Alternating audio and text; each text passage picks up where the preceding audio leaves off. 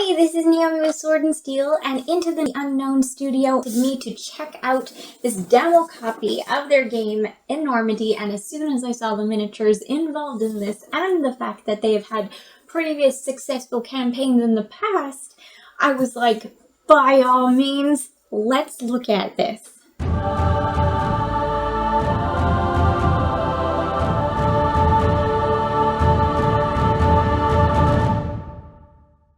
This is a 1 to 4 players co-op game with either plastic miniatures or with colored cardboard standees, your choice, set in a futuristic sci-fi world where an enormous starship called the Shepherd returns back home after having been lost to space for decades, and you and your friends work together as the investigative team of spacers chosen to find out what happened to this now derelict city-sized ship heading towards Earth. This game doesn't delve into a backstory at the beginning. Everything is left for you to find out as you work your way through the various rooms of this starship called the Shepherd, making discoveries, finding new gear, tech, and weapons, and other things that lead you to sometimes desperately try not to die. And nothing is revealed quickly and rarely for certain. The mystery is so deep, you will be able to play the same scenario multiple times over and still don't know anything about most of what is happening on the rest of the ship, but it is enormous, so what can you expect? For anyone who has ever watched a sci-fi series that likes to keep you on the edge of your seat, like the Aliens franchise that the creators of this game were self-admittedly heavily inspired by, along with Lovecraft and surely others, I'm even getting a No Man's Sky feel to the artwork design of the spacers. Though, rather refreshingly, there are men and women characters in this game. Sexual dimorphism in the human species is still present in this timeline. I personally like to see that. You don't get to know everything about the world when you first start out, and that is part of the fun. This game definitely wants you to be stressed out and unsure of what is going to happen next, and feel the time pressing in on you. Maybe not at first, but things quickly become more dire the longer you are in an extraction, or worse, an incursion, which is like a boss battle. An extraction is like a single episode of a TV series, one where your actions somewhat determine what the next episode may be like, and 100% determine who is going to be in it with you the next episode and on. I've played only the demo, and I can tell you, from that alone, which was several hours long, it is not going to be easy to keep everyone alive, if that's even possible. Thankfully, after each extraction has finished, you can decide to do it again, and you can see if you improve your tactics this next time around, or you can just suffer the consequences of your initial actions. In the standard version of the game, your characters have lots of death options available to them. They can be resuscitated. You can bring their bodies along with you and they can be saved. If you can bring their bodies along with you. There's a lot of options. You can make it as difficult for yourself as you like. There's enough randomization as well in creating the maps for the extractions that each time you play one, it will not play the same as any time before or after. You can come back to these same locations later, and where you got out is now where you get in. I find that it feels similar, somewhat, to Blackstone Fortress from Warhammer, if anyone has played that game. Blackstone Fortress is a much, much simpler, but similar game. And also, it reminds me of the Aliens miniature games. It most reminds me of the Aliens miniatures game that I also played. But again, the Aliens miniatures game is also simpler. This world is bigger. There are more kinds of aliens or AI that you'll get to explore based on what I've seen and played thus far. The creators are only just beginning, and there are multiple optional independent expansions already becoming available with the Kickstarter as we speak.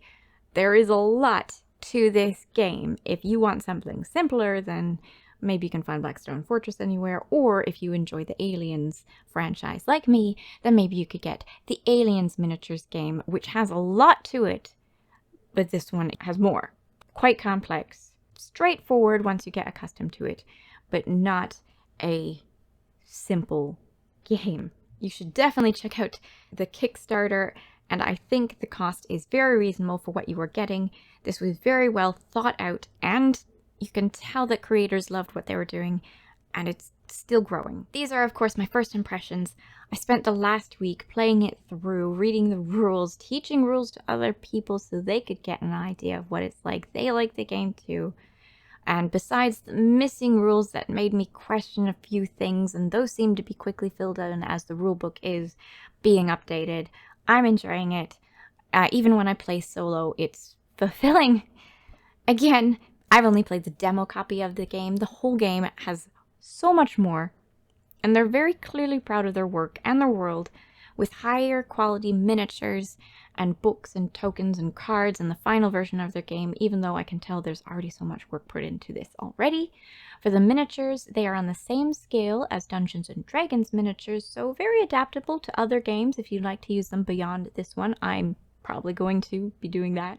Or if plastic miniatures are not your thing, like I said, you can choose the cardboard standee option and save yourself some money for the expansions that, if you like this core game, you will inevitably want to get in the future. Or you could just get them all right now. All in. I'm going to be backing them. I can't figure out whether I just want the core game for all of the plastic miniatures, because this demo game was just a taste, or I'm just going to get it all out. I don't know yet. I'm still deciding. I better choose quick, and so if you want to, you better choose quick too. I do hope that they'll put out more Kickstarters beyond that, and I don't know, there might be a late pledge option. You should check it out if you're interested at all. The best way is to just go to their Kickstarter, find out for yourself. They'll have all the answers there. I'll have a link to that in the description for anyone watching far beyond the date. I'm sure you'll find access to this or other games on their Kickstarter, because from what I've seen of their past and current content, they are by no means done making models and games. They also have the demo rulebook in PDF for you to download for free, so you can check out the rules for yourself and better understand what it would be like to play the game. I'll have a link to that in the description as well. But to summarize, it's time to do an extraction run. Think an away mission in Star Trek, or the team sent down to the colonized moon in Aliens. You choose 4 characters to suit up, and you gear up to enter the run. In the core game, there will be like 6 to 12, I'm not certain on the final number, of different characters to choose from, and hundreds of gear and weapon combinations to play around with. Each character can only perform a certain amount of actions while in the run, and these actions are decided in the form of action cards you're going to choose before the run even begins. Each character is unique with his or her accompanying strengths and weaknesses, so whom you choose and what you choose for them to do is going to matter. Good luck with that. Once in the extraction run, the game begins, the rounds start, the countdown begins. They say that each extraction run will take about an hour and a half. Well, not when you first learn it, I'll tell you that. That will take a little bit more time. But don't worry, you'll pick it up in the first excursion, or you'll die and you'll try it again. Consider it your practice run. Believe me, there are too many unknowable things for you to discover for you to be good at the tactics of this game on your first go. Are you ready for a challenge? This is gonna be it.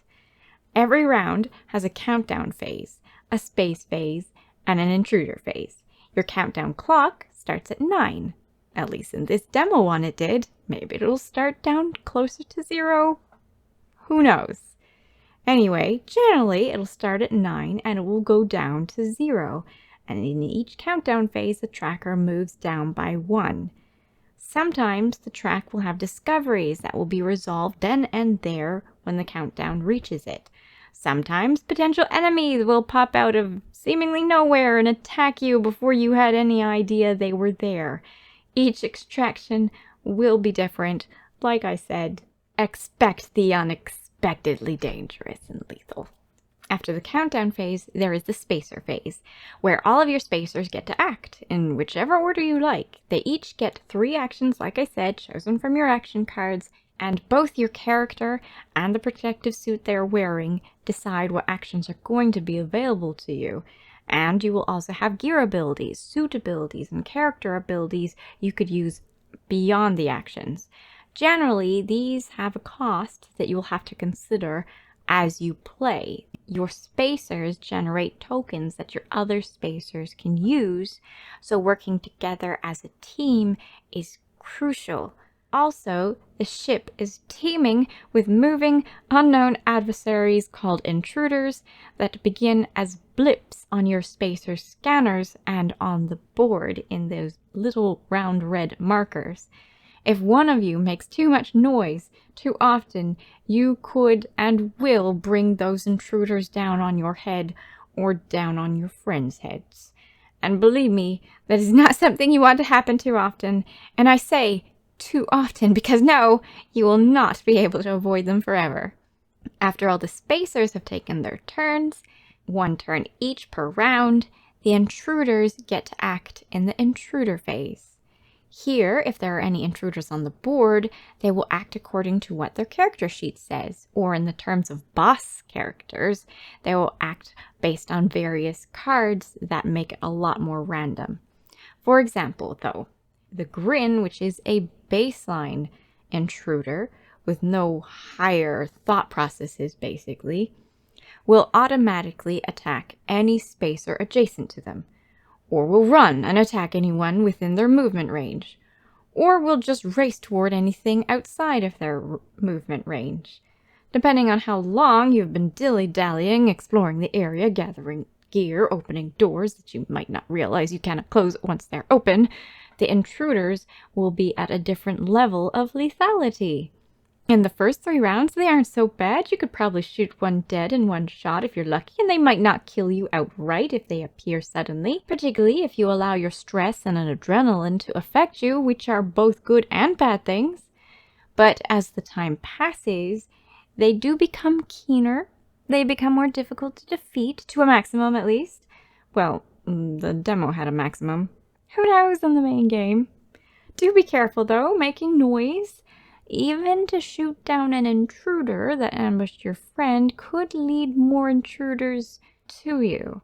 So think about noiseless weapons and noise weapons when you're deciding what to attack with.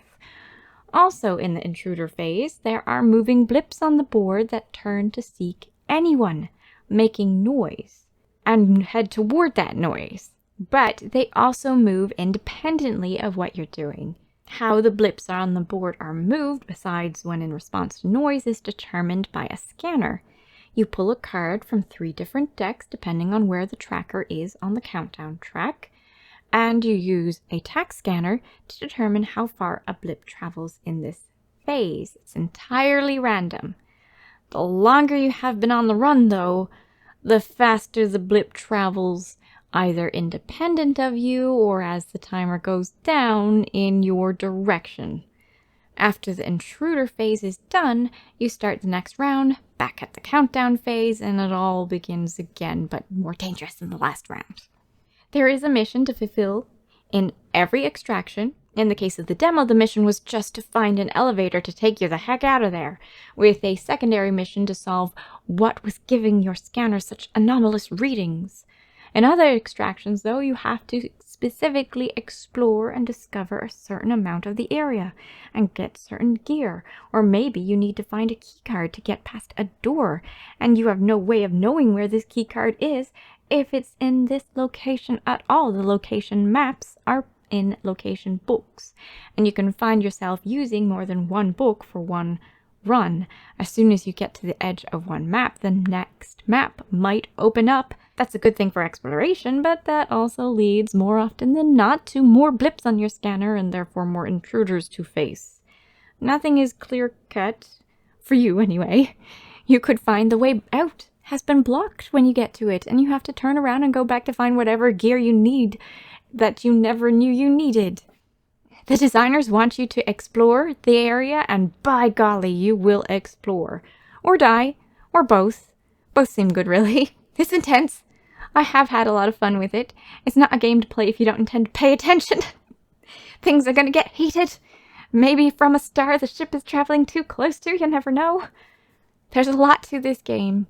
I thought that my favorite part were the miniatures. I absolutely adored miniatures. That's why I agreed to try out the game in the first place. But that is not the only thing that is great about this. check it out for yourself in the Kickstarter. I absolutely will be painting these people in the future, and I am excited to see what else they come up with.